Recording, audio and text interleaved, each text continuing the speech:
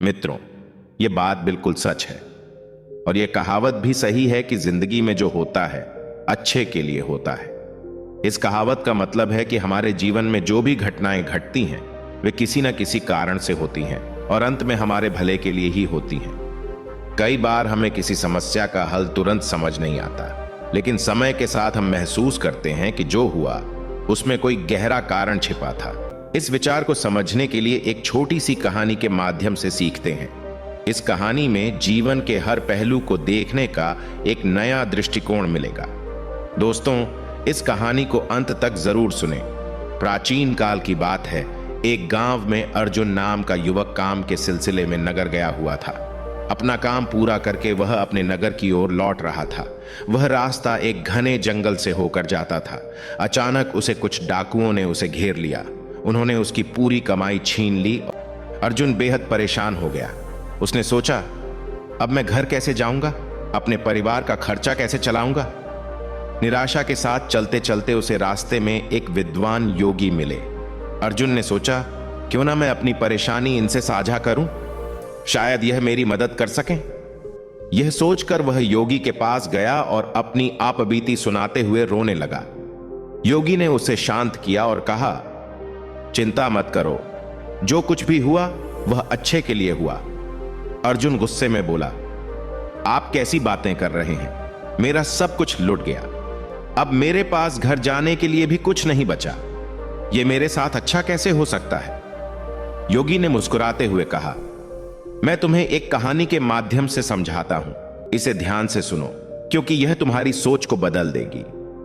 मित्रों, यह कहकर योगी ने उस अर्जुन से कहा, बहुत समय पहले की बात है। एक नगर में एक मजदूर का बहुत गरीब परिवार रहता था। उनकी स्थिति इतनी खराब थी कि खाने के लिए भी कुछ नहीं बचा था। उस साल भयंकर बाढ़ आई जिसने सब कुछ तबाह कर दिया। मजदूर का थोड़े बहुत अनाज और घर का सामान जो बचा था वह भी बाढ़ में बह गया। मजदूर का एक बेटा था। उसने अपने पिता से कहा, पिताजी, जो हुआ अच्छा हुआ, हमें निराश नहीं होना चाहिए। मजदूर को यह सुनकर बहुत गुस्सा आया। उसने क्रोधित होकर कहा, तू कैसी बेवकूफी भरी बातें कर रहा है, हमारा सब कुछ खत्म हो गया है, यहां तक कि खाने के लिए भी कुछ नहीं बचा, इसमें अच्छा क्या है। गुस्से में आकर मजदूर ने बेटे को डांट कर घर से भगा दिया। लड़का रोते हुए वहां से चला गया। शाम हो गई लेकिन वह वापस नहीं आया। मजदूर को अपनी गलती का एहसास हुआ लेकिन अब कुछ कर नहीं सकता था। तभी एक नौका गांव में आई जिसमें नगर के कुछ अधिकारी थे। वे बाढ़ से प्रभावित लोगों को बचाने के लिए आए थे। मजदूर की पत्नी ने कहा, देखिए, आपका बेटा सही कह रहा था, इन लोगों ने हमें बचा लिया, जो हुआ अच्छा ही हुआ। मजदूर ने क्रोधित स्वर में जवाब दिया, तुम्हें समझ में नहीं आता, इसमें अच्छा कुछ भी नहीं है, इनका तो काम ही बचाना है। हमारे पास अब भी न घर है न खाने को भोजन, यह कैसी अच्छी बात है।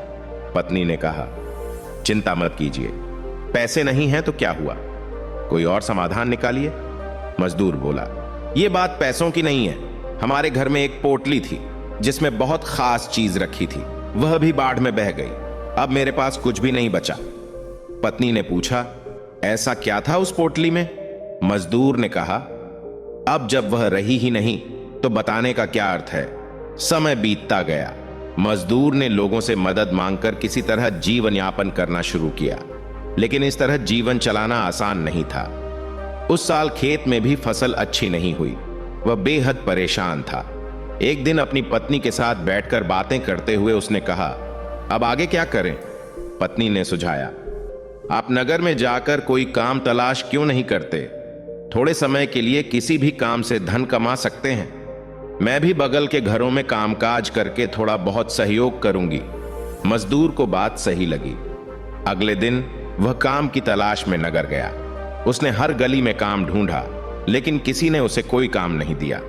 अब वह चिंता के मारे परेशान होने लगा कि वह अपने परिवार का जीवन यापन कैसे करेगा। वह एक गरीब मजदूर था जिसके पास घर नहीं था। बाढ़ के बाद उसने किसी तरह घास फूस से छोटा सा घर बना लिया था। एक दिन वह अपने खेत की फसलों को देखकर चिंतित हो रहा था क्योंकि इस साल फसल भी अच्छी नहीं हुई थी। उसने उदासी में कहा, मेरा लड़का भी घर छोड़कर चला गया, मैं तो हर तरह से अनाथ हो गया हूं। उसकी पत्नी उसे फिर समझाने लगी, आप चिंता छोड़िए, बार बार कोशिश करें, काम कहीं ना कहीं मिल ही जाएगा। घर पर बैठकर रोने से कुछ नहीं होगा। उसकी बात गरीब मजदूर को सही लगी। अगले दिन वह काम की तलाश में नगर गया, लेकिन इस बार भी उसे कोई काम नहीं मिला। वह निराश होकर लौट ही रहा था कि रास्ते में उसे एक योगी मिले। योगी ने पूछा, तुम इतने परेशान क्यों हो? गरीब मजदूर ने अपनी सारी व्यथा सुनाई। बाढ़ में मेरा सब कुछ बह गया, खाने के लिए कुछ नहीं है और मैंने गुस्से में अपने बेटे को घर से निकाल दिया। अब वह घर छोड़कर चला गया। योगी ने मुस्कुराते हुए कहा, जो हुआ अच्छा हुआ। यह सुनकर गरीब मजदूर को गुस्सा आ गया। उसने कहा, कैसे कह सकते हैं कि यह अच्छा हुआ? मेरा सब कुछ खत्म हो गया, मेरा बेटा भी घर छोड़कर चला गया, इसमें अच्छा क्या है?